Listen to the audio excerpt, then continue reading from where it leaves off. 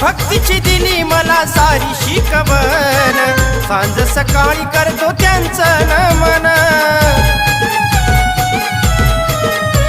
जीवन माझ केलं या सुरू आनंदान, त्यांच्या पुढे वाटे फिक हे धन।